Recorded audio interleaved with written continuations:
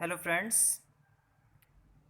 CTET 26 जून 2011 का paper है हिंदी। आइए देखते हैं पहला क्वेश्चन। उपचारात्मक शिक्षण की सफलता निर्भर करती है।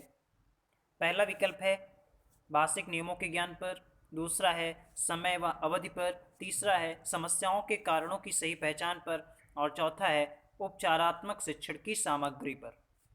तो उपचारात्मक शिक्षण की सफलता किस बात पर निर्भर करती है? वो निर्भर करती है समस्याओं के कारणों की सही पहचान पर। विकल्प नंबर 3 सही हो जाएगा इसमें। अगला क्वेश्चन है भाषा शिक्षण में पाठ्य पुस्तक। पहला विकल्प एकमात्र संसाधन है, दूसरा साध्य है, तीसरा साधन है, चौथा अनावश्यक है। तो भाषा शिक्षण में पाठ्य पुस्तक क्या है? भाषा शिक्षण में पाठ्य पुस्तक एक साधन के तौर पर प्रयोग किया जाता है। तो विकल्प नंबर सी सही हो जाएगा। अगला क्वेश्चन है नंबर 3। हिंदी की कक्षा में प्रायः हिंदीतर भाषी बच्चे हिंदी सीखने में अनेक कठिनाइयों का सामना करते हैं क्योंकि पहला विकल्प वे मन लगाकर हिंदी नहीं सीखते, दूसरा हिंदी सीखने के प्रति उनमें अरुचि होती है, तीसरा हिंदी बहुत कठिन भाषा है, चौथा प्रायः हिंदी और उनकी मातृभाषा की संरचना में अंतर होता है। क्वेश्चन कह रहा है हिंदी की कक्षा में प्रायः हिंदीतर भाषी बच्चे हिंदी सीखने में अनेक कठिनाइयों का सामना करते हैं क्योंकि क्योंकि इसमें हो जाएगा वे मन लगाकर हिंदी नहीं सीखते, हिंदी सीखने के प्रति उनमें अरुचि होती है, हिंदी बहुत कठिन भाषा है, प्रायः हिंदी और उनकी मातृभाषा की संरचना में अंतर में। तो उनकी जो मातृभाषा और हिंदी है उसकी संरचना में अंतर होता है, इसलिए इसमें कठिनाइयाँ होती हैं। Question number 4। कहानी सुनाने से क्या होता है ना? पहला विकल्प बच्चे प्रसन्न होते हैं, दूसरा बच्चे कक्षा में एकाग्रचित होकर शांत बैठते हैं, तीसरा बच्चे अनुशासित रहते हैं, चौथा बच्चों की कल्पना शक्ति व चिंतन शक्ति का विकास होता है। तो कहानी सुनाने से बच्चे में जो है बच्चों की कल्पना शक्ति व चिंतन शक्ति का विकास होता है। तो विकल्प नंबर डी सही हो जाएगा। अगला क्वेश्चन है 5वां। बच्चों के लेखन कौशल का मूल्यांकन करने के लिए कौन सी विधि बेहतर हो सकती है? बच्चे का लेखन कौशल का मूल्यांकन करना है, ठीक? तो इसके लिए 4 विकल्प हैं। अपने अनुभवों को लिखना, दूसरा है श्रुत लेख, तीसरा है पाठाधारित प्रश्नों के उत्तर लिखना, चौथा है सुंदर लेख का अभ्यास। तो लेखन कौशल का मूल्यांकन करने के लिए सबसे बेहतर हो सकता है अपने अनुभवों को लिखना। विकल्प नंबर ए सही हो जाएगा। अगला क्वेश्चन है क्वेश्चन नंबर 6। बोलना कौशल में महत्वपूर्ण है। पहला विकल्प संदर्भ एवं स्थिति के अनुसार अपनी बात कह सकना, दूसरा स्पष्ट एवं शुद्ध उच्चारण, तीसरा अलंकारिक भाषा का प्रयोग, चौथा मधुर वाणी। तो इसका आंसर हो जाएगा संदर्भ एवं स्थिति के अनुसार अपनी बात कह सकना। विकल्प नंबर ए सही हो जाएगा। Question number 7। एक भाषा शिक्षक के रूप में सबसे बड़ी चुनौती है।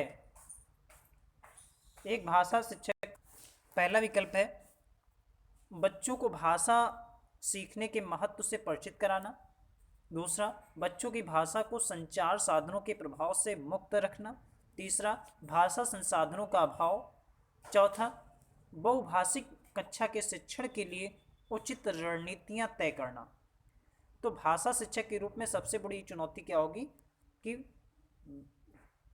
बहुत भाषाओं के बच्चे आते हैं, इसलिए बहुभाषिक कक्षा में शिक्षण के लिए उचित रणनीतियां तय करना, ये सबसे बड़ी चुनौती होगी। विकल्प नंबर डी सही हो जाएगा।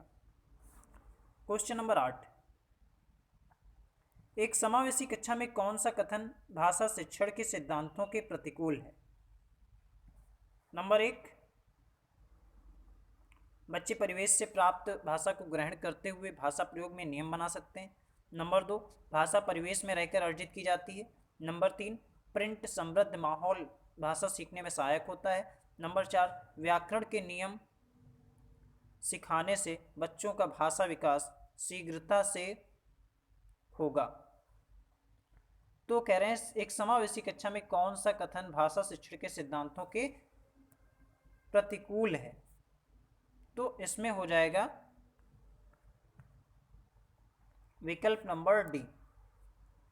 विकल्प नंबर डी सही हो जाएगा। व्याकरण के नियम सिखाने से बच्चों का भाषा विकास शीघ्रता से होगा।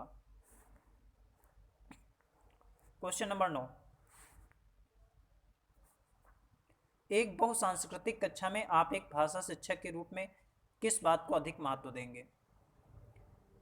विकल्प ए है पाठ्यपुस्तक में प्रत्येक पाठ को भली भांति समझाना, बी बच्चों को व्याकरण सिखाना, सी स्वयं शुद्ध भाषा प्रयोग, डी बच्चों को भाषा प्रयोग के अधिक से अधिक अवसर देना।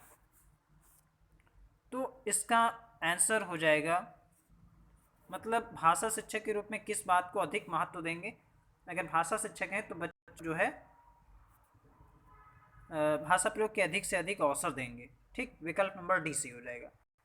फिर क्वेश्चन नंबर 10, प्राथमिक स्तर पर कौन सा भाषा शिक्षण का उद्देश्य नहीं है? नंबर 1 स्पष्टता एवं आत्मविश्वास के साथ अपनी बात कहना, नंबर 2 वर्णमाला को क्रम से कंठस्थ करना, नंबर 3 ध्वनि संकेत चिन्ह का संबंध बनाना, नंबर 4 विभिन्न संदर्भों में भाषा का प्रभावी प्रयोग करना। तो इसमें हो जाएगा कौन सा शिक्षण का उद्देश्य नहीं है? तो कंठस्थ कराना जो है हमारा उद्देश्य नहीं हो सकता। ठीक, तो विकल्प नंबर बी सही हो जाएगा। क्वेश्चन नंबर 11,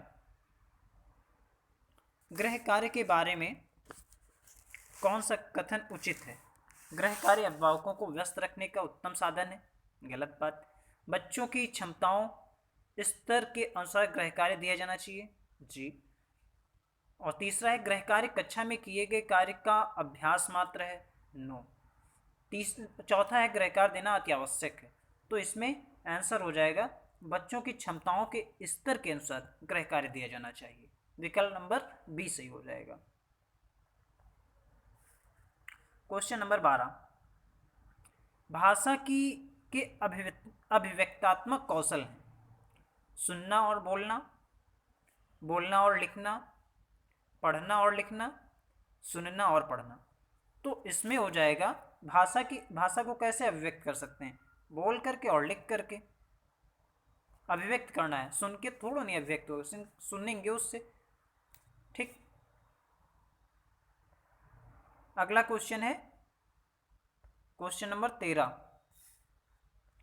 प्राथमिक स्तर पर बच्चों की भाषा शिक्षा के संदर्भ में निम्नलिखित में से कौन सा कथन असत्य है?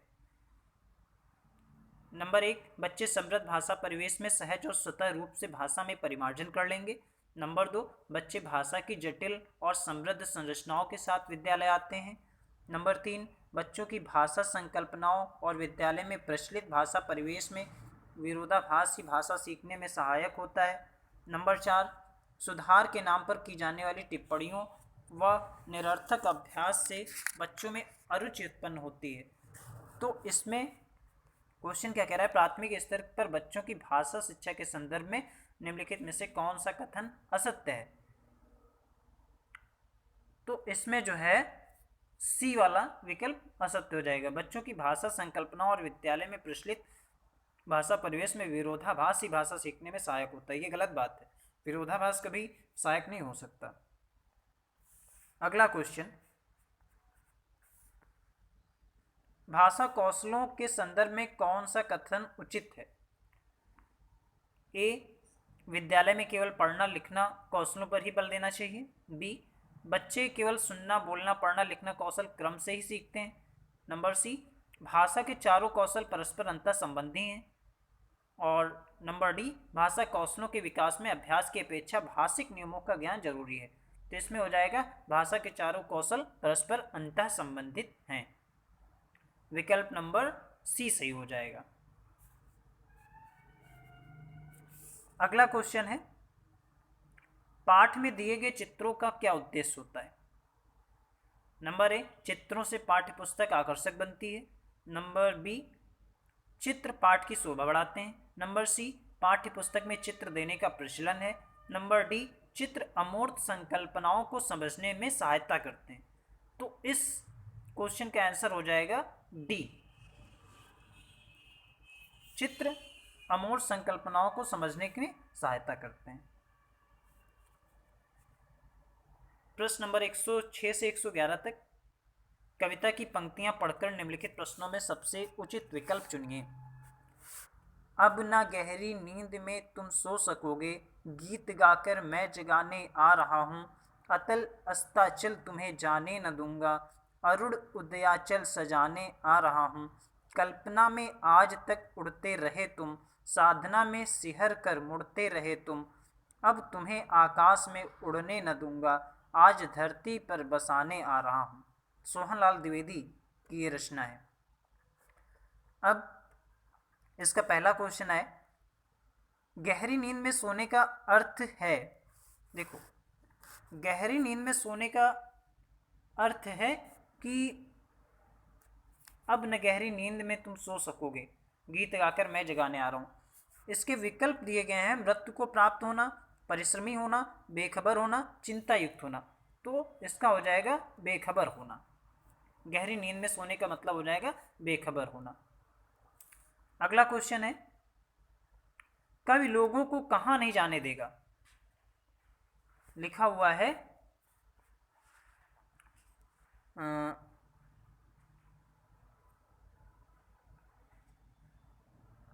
अतल अस्ताचल तुम्हें जाने न दूंगा। तीसरी लाइन में लिखा है अतल अस्ताचल तुम्हें जाने न दूंगा। तो विकल्प देखते हैं इसके क्या क्या हैं। पाताल में, अतल गहराई में, जहां सूर्य अस्त होता है, और पतन की राह पर। तो इसका आंसर हो जाएगा पतन की राह पर। कभी कहाँ नहीं जाने देगा, पतन की राह पर। विकल्प नंबर डी सही हो जाएगा। फिर अगला क्वेश्चन है, कवि किस तरह के व्यक्तियों को संबोधित कर रहा है। विकल्प हैं, जो अत्यधिक प्रेरित हैं, जो बहुत परिश्रमी हैं, जो जीवन की कठोर वास्तविकताओं से बेखबर हैं, जो आकाश की ऊंचाइयों को छूना चाहते हैं। तो कविता में आते हैं, कल्पना में आज तुम उड़ते रहे, तुम आज तक उड़ते रहे तुम, साधना में सिर कर। क्वेश्चन कहता है, एक बार फिर से पढ़ लेते हैं। कवि किस तरह के व्यक्तियों को संबोधित कर रहा है, मतलब कवि किसको संबोधित कर रहा है। तो कवि यहाँ पे संबोधित कर रहा है कि जो जीवन की कठोर वास्तविकताओं से बेखबर हैं, उनके लिए संबोधित किया गया इस कविता में। अगला क्वेश्चन है, कवि लोगों को क्यों जगाना चाहता है।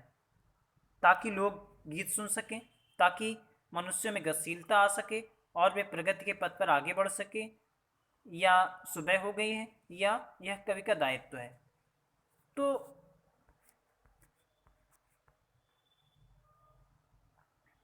कवि का मतलब है कि जगाना इसलिए चाहता है ताकि लोगों में गतिशीलता आ सके और वे प्रगति के पथ पर आगे बढ़ सकें। ठीक, अगला क्वेश्चन है, अतल अस्ताचल तुम्हें जाने न दूंगा पंक्ति में कौन सा अलंकार है। देखो, इसमें आ दो बार आ रहा है, मतलब बार बार आवाज आ रही है। तो यहाँ पे अनुप्रास अलंकार हो जाएगा। कौन सा अलंकार, अनुप्रास अलंकार। विकल्प नंबर डी सही हो जाएगा। ठीक, अगला क्वेश्चन है, कविता का उपयुक्त शीर्षक हो सकता है। ये कविता में विकल्प दिए हैं, हर्ष का विषय है, आकाश, या कोलाहल, या जागृति। तो इस कविता में जागृति को बढ़ावा दिया गया, मतलब जागृत किया जा रहा है किसी को, तो इसका शीर्षक जागृति हो सकता है। फिर प्रश्न नंबर 112 से 120 गद्यांश को पढ़कर निम्नलिखित प्रश्नों के सबसे उचित विकल्प चुनिए। मनु बहन ने पूरे दिन की डायरी लिखी, लेकिन एक जगह लिख दिया सफाई वगैरह की। गांधी जी प्रतिदिन डायरी पढ़कर उस पर अपने हस्ताक्षर करते थे। आज की डायरी पर हस्ताक्षर करते हुए गांधी जी ने लिखा है, काटने की गति का हिसाब लिखा जाए, मन में आए हुए विचार लिखे जाएं, जो जो पढ़ा हो उसकी टिप्पणी लिखी जाए, वगैरह का उपयोग नहीं चाहिए। डायरी में वगैरह शब्द के लिए कोई स्थान नहीं है। जिसने जो पढ़ा हो वह लिखा जाए। ऐसा करने से पढ़ा हुआ कितना पच गया है यह मालूम हो जाएगा। जो बातें हुई हों वे लिखी जाएं। मनु ने अपनी गलती का एहसास किया और डायरी विधा की पवित्रता को समझा। गांधी जी ने पुनः मनु से कहा, डायरी लिखना आसान कार्य नहीं है, यह इबादत करने जैसी विधा है। हमें शुद्ध व सच्चे रूप से प्रत्येक छोटी बड़ी घटना को निष्पक्ष रूप से लिखना चाहिए, चाहे कोई बात हमारे विरुद्ध ही क्यों न हो। इससे हमें सच्चाई स्वीकार करने की शक्ति प्राप्त होगी। गांधी जी के रोचक संस्मरण से लिया गया है। तो क्वेश्चन इससे है, मनु को अपनी किस गलती का एहसास हुआ? उन्होंने गांधी जी की बात नहीं मानी थी। नंबर 2, मनु ने डायरी में काटने की गति का हिसाब लिखा था। नंबर 3, उन्होंने डायरी में सही बातें लिखी थी। नंबर 4, उन्होंने डायरी में वगैरह शब्द का प्रयोग किया था। तो उन्होंने डायरी में वगैरह शब्द का प्रयोग किया था, ये देखने को मिला था। ये सफाई वगैरह की, वगैरह शब्द को गांधी जी ने कहा था वगैरह न लिखा जाए। ठीक, अगला क्वेश्चन है, गांधी जी ने वगैरह शब्द पर अपनी आपत्ति क्यों जताई? नंबर 1 है, वगैरह शब्द की जगह आदि शब्द का प्रयोग सही है। नंबर 2, गांधी जी चाहते थे कि सही भाषा का प्रयोग हो। नंबर 3, वगैरह शब्द में कार्य और विचार की स्पष्टता नहीं है। नंबर डी, वे चाहते थे कि बातों का ज्यों का त्यों लिखा जाए। तो आते हैं फिर उसमें कि वगैरह का मतलब क्या है। उन्होंने कहा था काटने की गति का हिसाब लिखा जाए, मन में आए हुए विचार लिखे जाएं, जो पढ़ा उसकी टिप्पणी लिखी जाए। वगैरह का उपयोग नहीं चाहिए। डायरी में वगैरह शब्द के लिए कोई स्थान नहीं है। जिसने जो पढ़ा हो वह लिखा जाए। ऐसा करने से पढ़ा हुआ कितना पच गया यह मालूम हो जाएगा। ठीक, तो अब इसका आंसर क्या हो जाएगा कि वगैरह शब्द में कार्य और विचार की स्पष्टता नहीं है, इसलिए इसको गांधी जी ने आपत्ति इस पे दर्ज की थी। फिर अगला क्वेश्चन है, गांधी जी ने डायरी लिखने को इबादत करने जैसा क्यों कहा है? क्योंकि दोनों में समय लगता है, या दोनों कार्य हमारे कर्तव्यों में शामिल हैं। तीसरा, दोनों कार्य रोज किए जाते हैं। चौथा, दोनों में सच्चाई और ईमानदारी चाहिए। तो डायरी लिखने के लिए इबादत करने जैसा क्यों कहा है? इन दोनों में सच्चाई और ईमानदारी चाहिए। ठीक,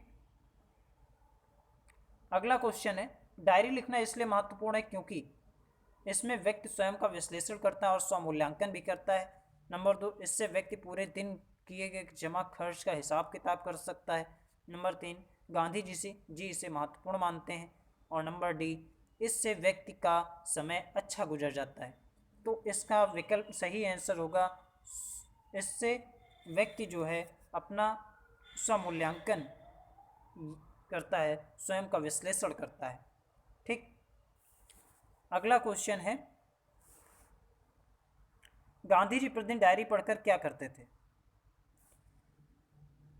नंबर ए, हस्ताक्षर करते थे क्योंकि यह नियम था। नंबर बी, लोगों को उनकी गलती का एहसास कराते थे। नंबर सी, डायरी पर हस्ताक्षर करते थे और देखते थे कि व्यक्ति अपने कार्य और विचार में किस दिशा में जा रहा है।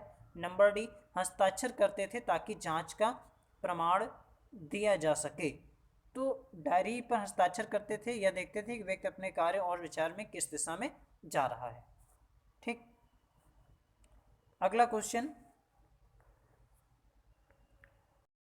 प्रति शब्द में कौन सा समास है? प्रतिदिन शब्द में कौन सा समास है?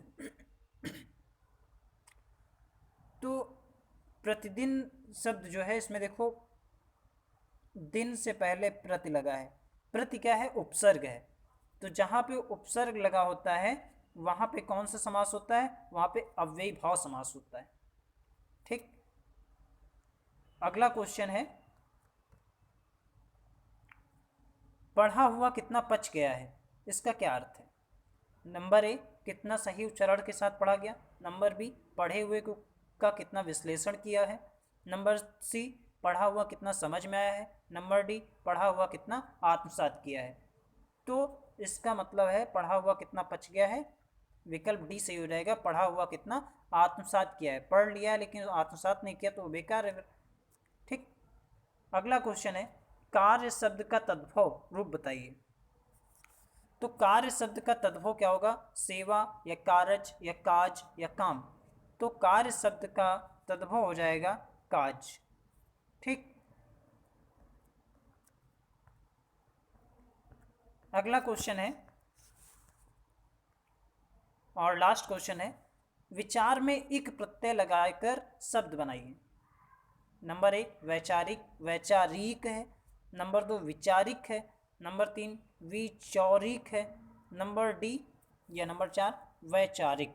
तो इसमें विचार में एक प्रत्यय अगर लगाएंगे तो वैचारिक हो जाएगा, विकल्प नंबर डी सही हो जाएगा, डी सही हो जाएगा विचारिक।